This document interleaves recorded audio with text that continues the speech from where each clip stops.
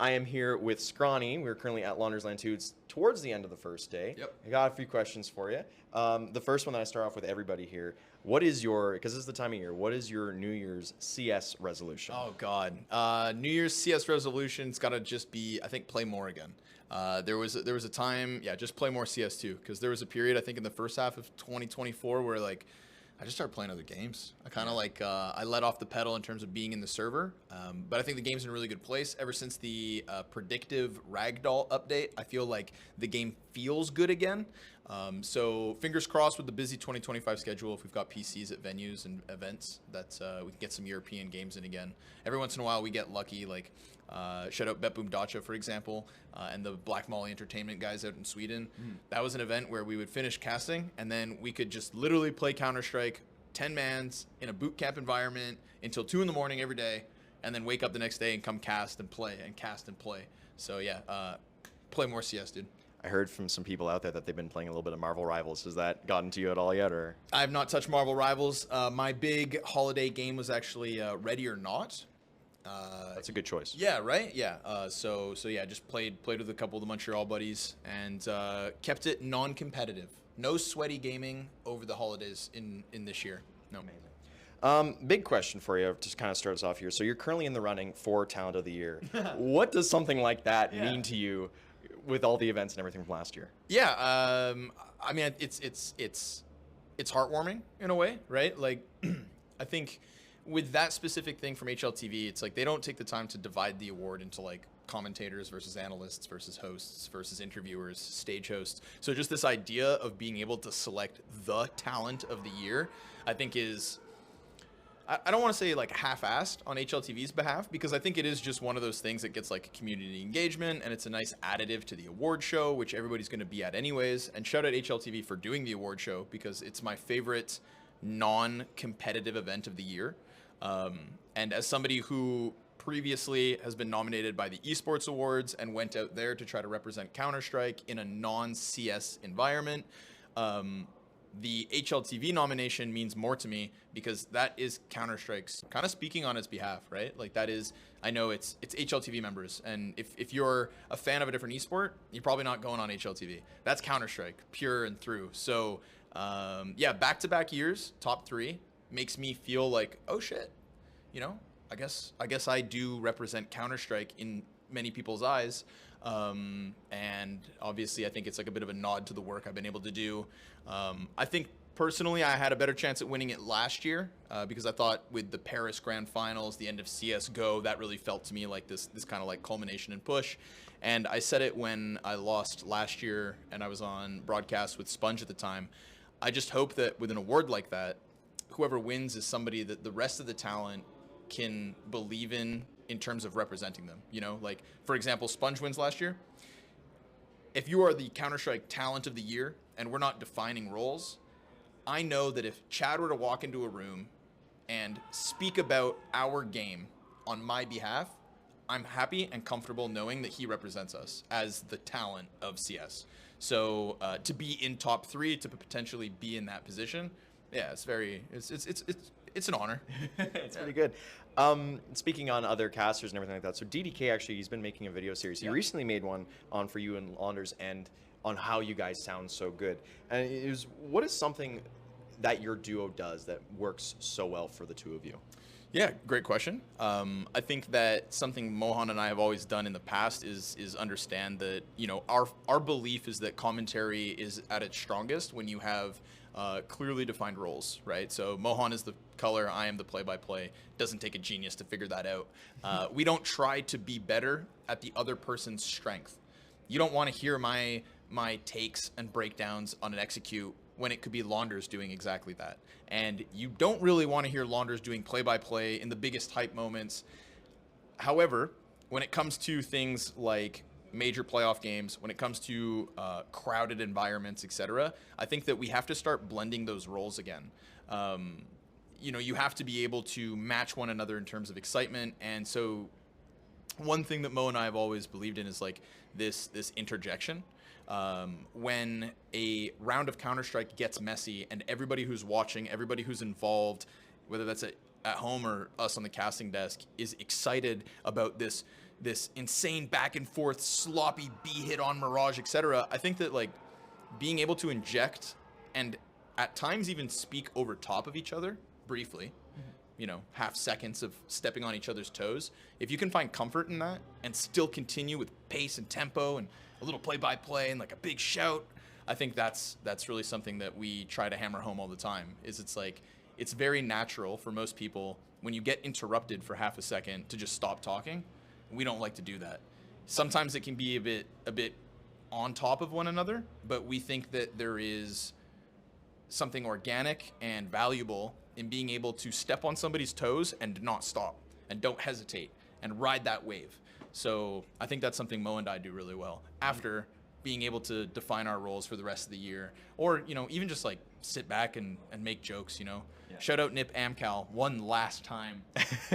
You know, that's a whole other skill set, for example. And yeah, I think I think being diverse, but being comfortable with just flowing with punches. That's kind of what me and Mo like to do. Amazing.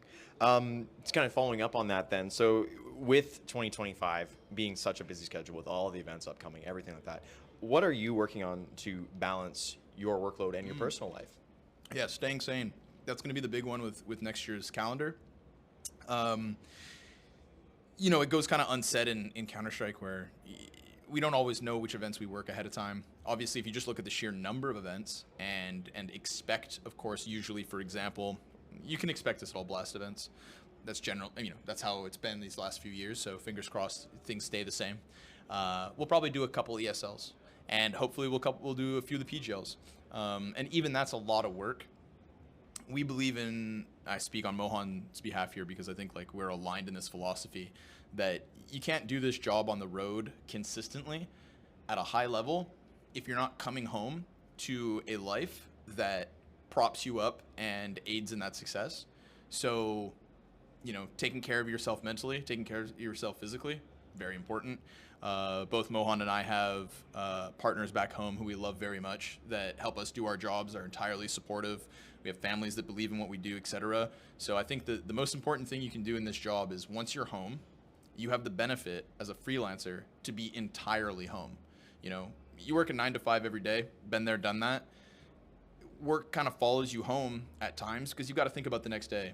When we're at events, yes, it's intense. You're traveling across the world, you're in foreign locations, you're living out of hotels, you're not in control of your diet, et cetera, et cetera.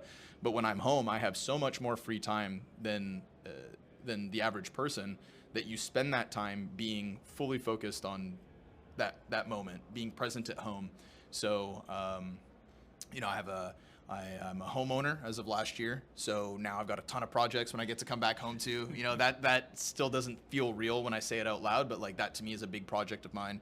Coming home, being present with Sophie, taking care of the house, cuddling the cats, just not thinking about the circuit when I'm not out of the door. You know, that's kind of that's where my brain's at to handle next year. Important question. How many cats? 2. Yeah, okay, 2. Perfect. I think that's the limit for now. For now, yeah. There will be some in the future. Okay, big last question for you then in terms of your personal side of things. You know, you've been doing this for a few years now. You've seen the up-and-coming talent coming through that's sitting on that couch just across the room. Yep. You know, do you find yourself trying to do some mentorship stuff at events like a Launders Lan, like a Fragile, if you do go to those at all? I don't know what you've been to recently. Yeah, so I think like going to the last Launders Lan was a good example of what you're mentioning here is like, you know, we understand the value in events like Launders Lan's and Fragadelphia's, and I'm going to speak of North America specifically, just because like I'm not at grassroots European stuff, but I remember specifically when I did my first Fragadelphia a week into commentating, when Moses walked through the door, and I was sat there casting a 9-hour day, you know, very new, very fresh, didn't know what I was doing, but I saw Moses, and I was like, that guy casts majors. You know, and I've been looking at him. We're in the same room, and we're in the same room for the same reason. It's because of Counter-Strike. I recognize now today in 2024, now 5, as crazy as it is, like there are people who are here for the passion of Counter-Strike that can't say that commentary is a career. It's a dream. 7 years ago, I didn't have a casting career. I had a casting dream. So I can put myself in the shoes of the people who are here and working these events with passion. And I think that it would be a disservice to be here in the flesh and not give a shout out, give a push, tidbits or advice. You know, I'm not going to dissect anybody's commentary in the middle of an event. That's not what I'm here to do. But I am here to remind those people that if it feels like all you have right now is a dream, no, what you have is literally the first step of a career. You play your cards right, you work hard, you chase it for the right reasons, which is passion first. Anything's possible, because when I saw Moses in the flesh, I didn't think that here we would be 2025. I'm coming off of casting my 5th consecutive major playoff. So, you know, I truly believe that, like, I'm not going to do this forever. And we are starting to see who's going to do this next. So, yeah, I think it's really important to come out here, whether it's to even, like, unroute, like reveal the next great players, you know? Like Lake, for example, had a great Launders Lan 2, Launders Lan 1. Because this is Launders Lan 3, but it's called Launders Lan 2. You know what I'm saying? Yeah. You know, and then look at him going on his string of success with M80 right thereafter. That's going to happen in players. It's going to happen in talent. It's going to happen in production. There could be an observer who pops off here, and suddenly, next thing you know, they're kind of they may be making into the next circuit. We have a string of North American events now as well, with Dallas and the Austin Major around the corner.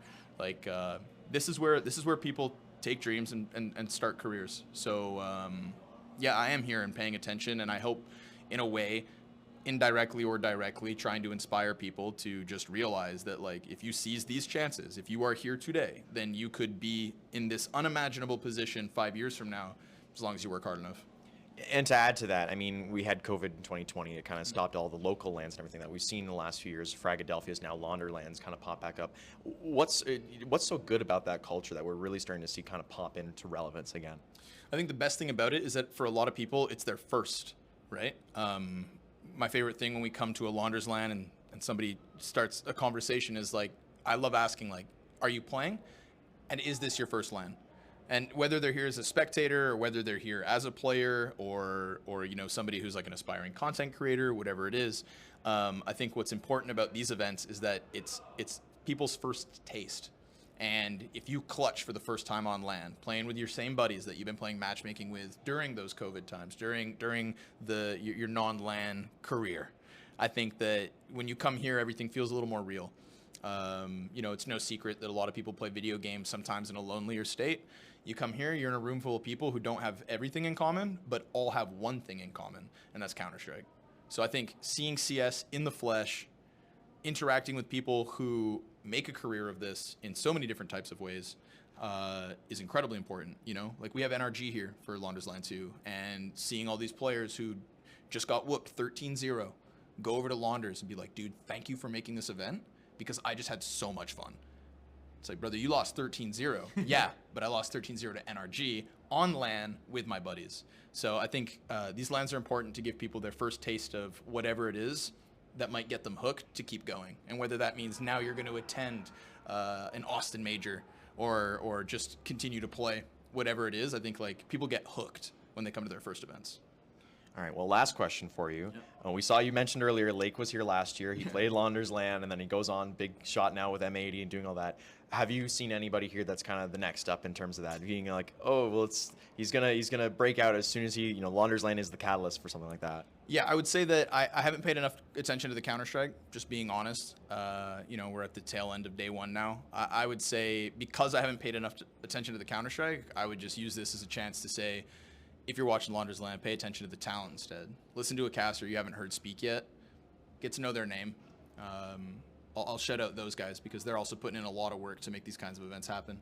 And they're also worth your time and energy. So that's my answer. Watch for play-by-plays. There's some good ones out there. All right, thank you so much for the interview. This has been Rushby Media at Launders Lan. Thank you so much.